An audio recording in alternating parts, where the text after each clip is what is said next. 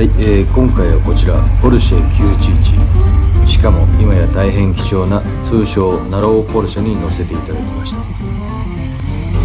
1964年に発表され60年近く経った今でも続くポルシェ911。デザインも基本は今でも変わらぬ、誰がどう見てもポルシェとわかる丸メニトにファストバックのスタイル、そして RR、リアの車軸より後ろに搭載された水平対向風冷6気筒エンジン。この50年以上前の、クラシックスポーツカーをオーナーさんにドライブしていただきながら、ナローポルシェの走りと魅力についてお話をじっくり伺いました。それではどうぞ。この微振動がたまらないですね。車のいいとこっていいところなんだよな。今のポルシェじゃちょっと味わえないような感覚かもしれないよね。うわ、生まれて初めてです。クレ、はい、クレのポルシェクレ初めてです。あ、そうなんだ。はい。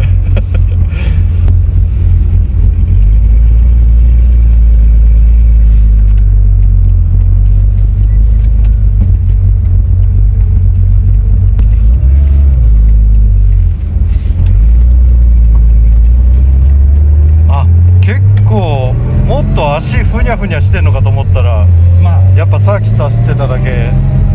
公道で走りづらくないくらいにはしてあるけど、普通のナローと比べて足ダメじゃねえよ。怖っ怖っ。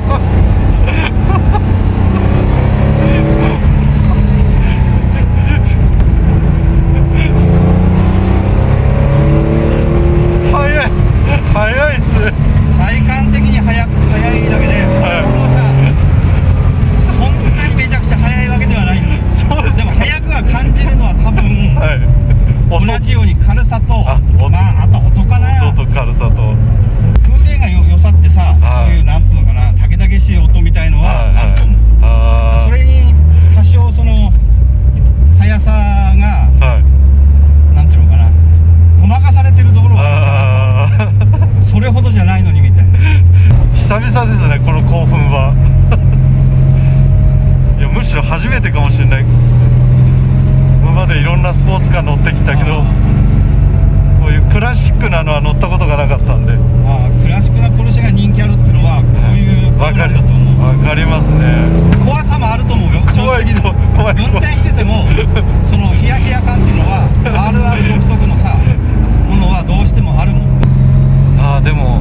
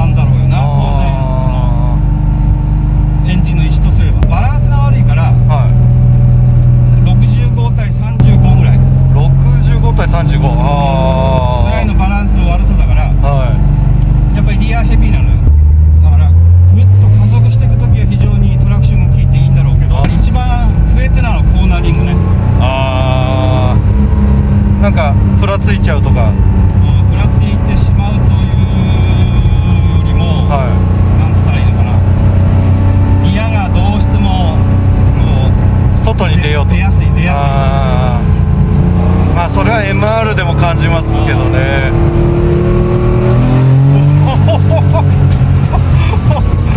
結構トルクありますね。トルクはもちろんほらノーマルとも違うから、ある意味ちょっと格子の迫力と似てるところもあるかもしれない。似てますね、そう言われれば。当時今ウローカス後ろに来てるけど、まあそれなりに速い車だったんだから、とても国産が太刀打ちできるような車じゃないし。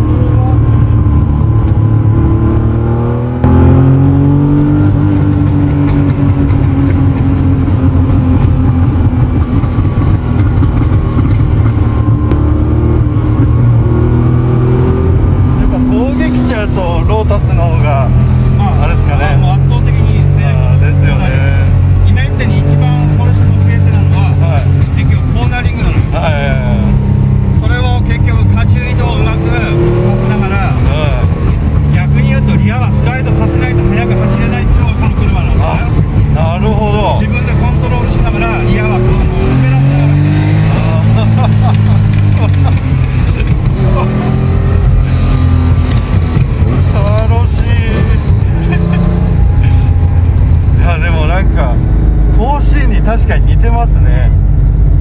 で今のその GT3 とか GT3RS もはい音をほら少し強調するような、GT4RS なんかもそうだけど、はい結局こういう音的な迫力がないとやっぱり物足んなくて、今メーカー側は、まあ、音もそうだしそのバブリング効果みたいのもこの当時のことを狙ってやっぱり作ってるよな車は。なるほど。この当時はさ当たり前のことなんだろうけど、まあ F1 とかもそうですもんね。音がなくて困ってますもんね。なんだかんだ言って音ですよね。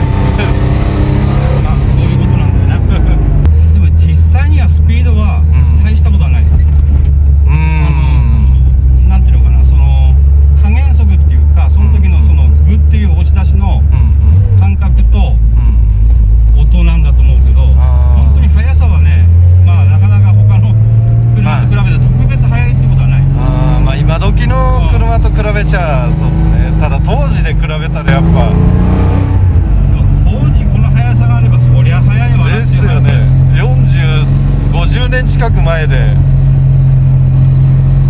知らない幸せってあって、はいまあ自分もいろんなほらスポーツカー好きだからいろんなもの乗ったけど、結局まあこの年齢になって、はい残ったのは結局これみたいな感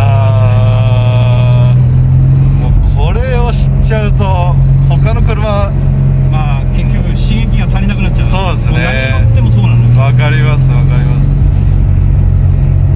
4C 乗ってからもそうっすもん。今までいろんな車乗っていろいろ未練もあったんですけど、もう未練なくなっちゃいましたね。そういうことなんだよな。いややっぱ軽さを感じますよね。もうスポーツカー好きが一番いいと思うのは軽さなんだと思う。そうですね。はいはいはい。だから本当のパワーとかじゃなくて、まず軽いのが一番。コーナリングが楽しい。苦手でも楽しいですね。まあ本当に苦手よ。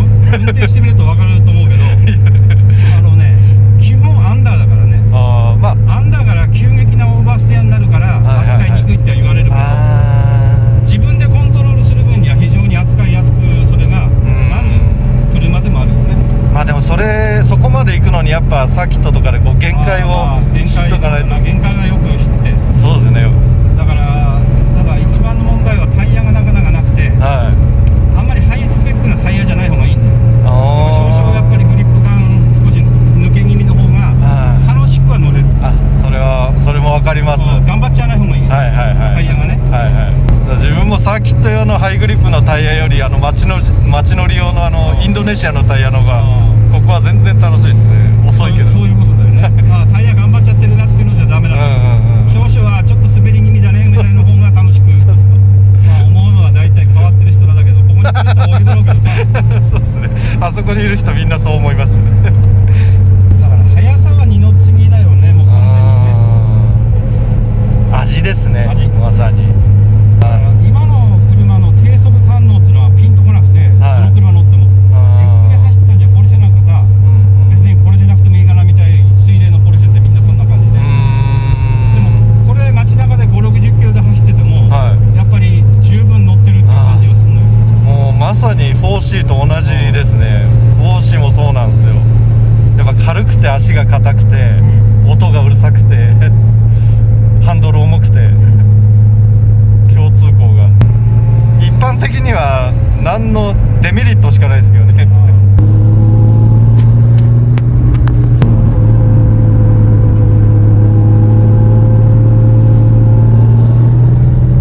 ロータスもこんなような感じなんですかね。やっぱ軽くて。ロータスはね、もっと軽いと思う。最高。おいちょっと。そういえばダブルクラッチとかしないで普通に繋がるんですね。ダブルクラッチはいらない。いらない。シンクロちゃんとあるんですね。そこまで急車感覚ではなくて大丈夫。そうそう、なんか普通に運転してる感じで。なかなかタイミングが合わないですね。一応見とかはな。そうですね。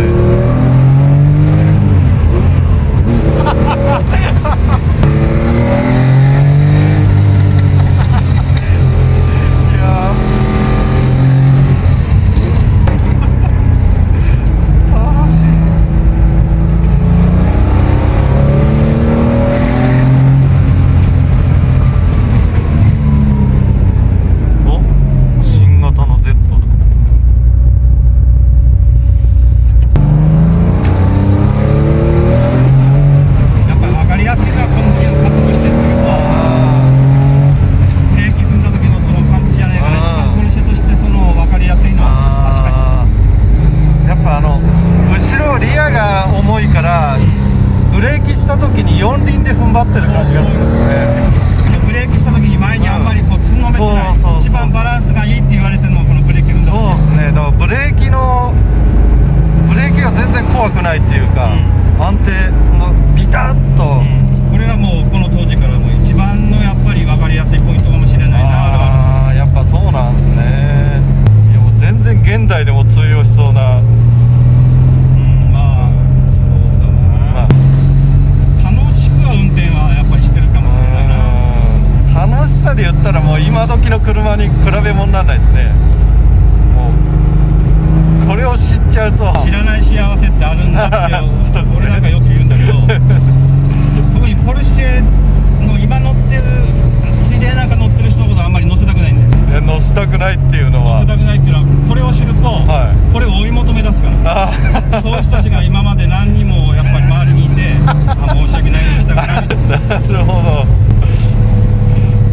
やっぱ驚くんだよね。こんな車なんですかって。感覚的にね、だから何回も言うけど速さは圧倒的に今の車の方が速い。どうやってもこうやっても峠走ったって今の車の方が扱いやすい。速くも走れるけど感覚的なその速さっていうのはこっちの方がやっぱりですね。あるんだよね。やっぱどうしてもなんかすごい突っ込んでっちゃうんじゃないかみたいな。これ今の車だとここの迫力はあんまり感じないから、ブレーキなんか 4C より安定してる感じですね。まあ意外にだからサーキット走ってもそこそこなのはまあ軽さが一番なのかな。まあ富士のストレートエンドだってなそれなりに止まるからな。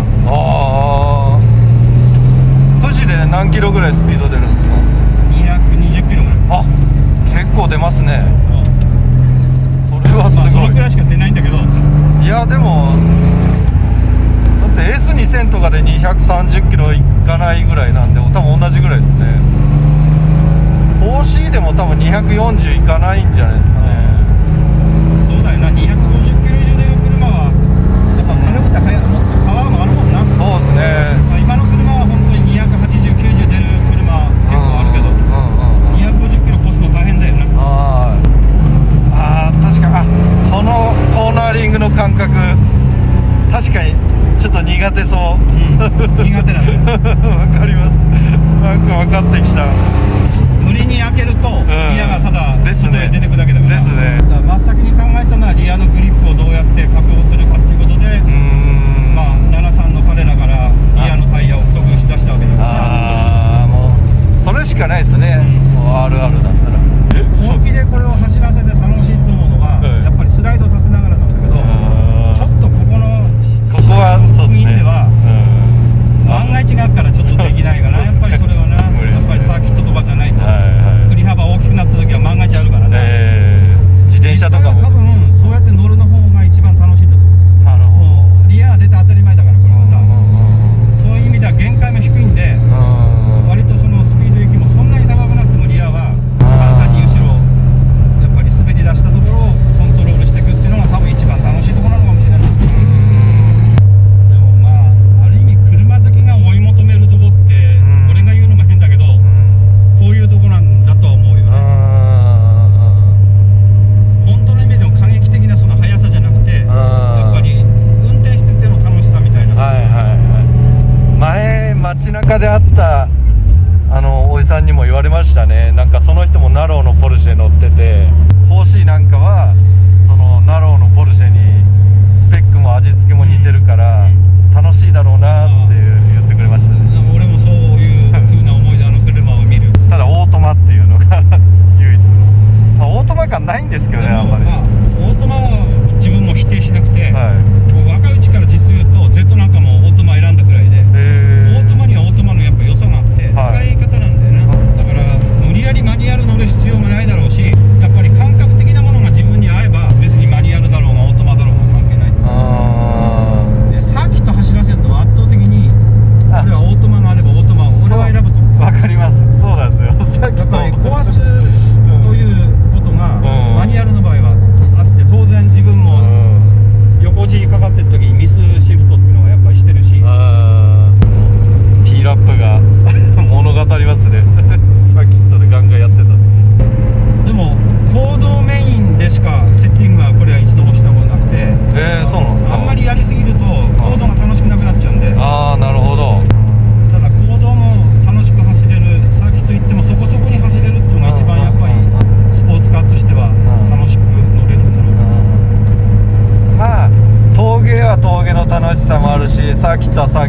楽しさもあるし、やっぱ峠で楽しい車がいいですね。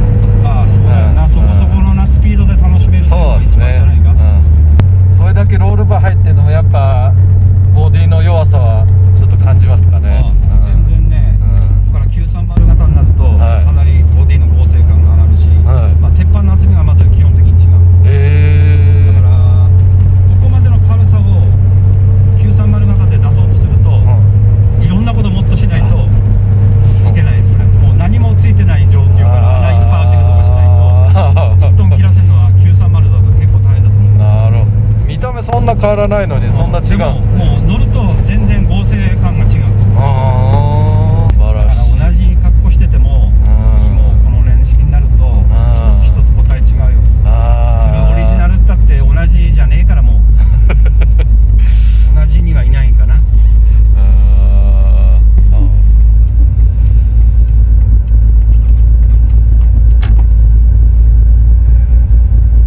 しびれましたね。にやけが止まらないです。言ってるだけでじゃ分かんない、やっぱり車ってな、動かして乗ってみないとな。また自分で乗ってみるっていうのがまた本当だったらな、いいんだろうね。いや、見た目が意外と普通なんで、ただロールバーにしかり4点シートベルトとかこのステアリングとかで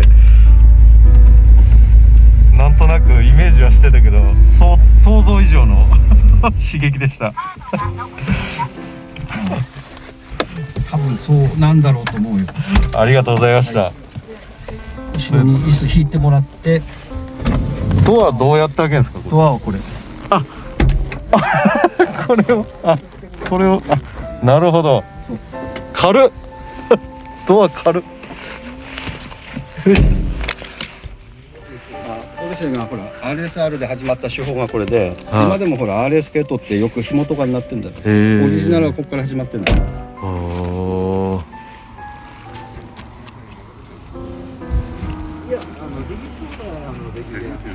あれこの間なんかね、モニターすごい人いたな。さっきので。